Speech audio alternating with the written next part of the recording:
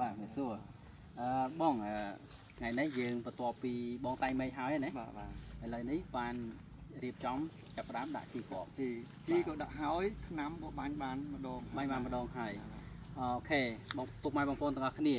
នេះគឺជាអតិថិជនរបស់ BM Bakery បាទហើយគាត់ប្រើប្រាស់រយៈពេល2ឆ្នាំទាំងឆ្នាំនេះជាប់កន្លងមកហើយចឹងថ្ងៃនេះចង់សួរពីចំណាប់អារម្មណ៍បងបន្តិចតាក់ទងជាមួយនឹង GBM របស់យើង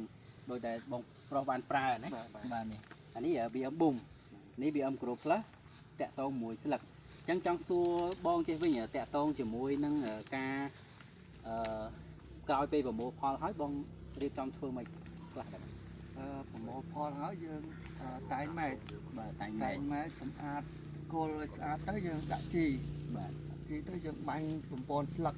បាទបំស្លឹកផលិតស្លឹកបានហើយបងជាទូទៅបងផលិតប្រមាណវគ្គបានបងយកផ្កាបងតាមទៅគួរតែល្អគួរតែបាន3ត្រួយបើនិយាយពីស្លឹកគេហៅថា3ត្រួយបាទ3ត្រួយឬក៏3ស្លឹកយើងអាចផលិតផ្កាបានហើយអញ្ចឹងបាទដើរមើលបងបន្តិចអញ្ចឹងនៅពេលដែលបងផលិតស្លឹកហើយផលិតផ្កាហើយបានបងពេលដែលចេញទ្រពពុតញងឬក៏វិចាយផ្កាអីហើយយើងចាប់ផ្ដើមផលិតផ្លែបានហើយណាបាទចាប់ផ្ដើមយកផ្លែរហូតមកដល់បានប្រមូលផលឃើញថា200ដើមរបស់បងនេះដូចជាបានច្រើនតោនហើយបងបាទបានជាង10តោនជាង10តោនហើយពុកម៉ែបងប្អូន200ដើមជាង14 15តោនទេដឹងណាចូលល្បាក់ប៉ុណ្ណឹងណា2 10 3 10តោនបាទថា3 10តោនចាតាក់ទងជាមួយនឹងការប្រើប្រាស់ជីថ្នាំបងសង្កេតឃើញថាក្រុមហ៊ុនយើងចំណាយការចំណាយហើយនឹងរបៀបប្រើប្រាស់មិនដែរបងចំពោះជី BM នេះគឺអត់ស្មុគស្មាញច្រើនងាយបាទងាយស្រួលបាញ់ហើយចំណាយអត់តិចបាទចំណាយអត់តិចទៅទៀតទៅក្រុមហ៊ុនផ្សឹងចំណាយច្រើនជាងក្រុមហ៊ុន BM យើងបាទអានេះដោយសារតែជាបទពិសោធន៍របស់បងផ្ទាល់ហើយក្នុងនាមខ្ញុំជាក្រុមហ៊ុនខ្ញុំ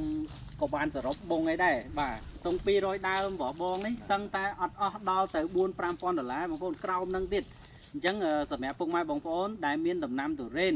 លើកទឹកចិត្តប្រើ BM ទាំងអស់គ្នាណាពុកម៉ែបងប្អូនទី1មិនសាំញ៉ាំងាយស្រួលនៅក្នុងការប្រើហើយជាពិសេសទៅទៀតនោះគឺចំណាយតិចមែនតែនហើយបើនិយាយពីផលវិញចូលមហាសាលបងណាបាទចូលមហាសាលបើធៀបជាមួយនឹងដំណាំចកាតារ៉េផ្សេងដែលគេច្រើនដើមសឹងតែជាងបងទេប៉ុន្តែរហចូល10តោនអត់ឃើញណាតែបងតែ200ដើមចូល13 14តោន15តោនណាបងណាបាទនឹងជាព័ត៌មានប៉ុណ្ណឹងហើយសម្រាប់បងវិញផ្ដាំផ្ញើដល់ម្ចាស់ចំការតារ៉េនយ៉ាងណាដែរបងជាចុងក្រោយសូមផ្ដាំទៅចំការតារ៉េនដែលមានចំការតារ៉េនទាំងអស់សូមមកប្រើ BM ទាំងអស់គ្នាមកគ្រីទាំងអស់គ្នាខ្ញុំធ្លាប់ប្រើហើយបានល្អបានផលល្អហ្នឹងហើយសូមអរគុណបាទអញ្ចឹងពុកម៉ែបងប្អូនបាទប្រើ BM ទាំងអស់គ្នាបាទជូនពរសំណាងល្អជូនពរបានភោគផលល្អទាំងអស់គ្នាបាទសូមអរគុណសូមគោរពលា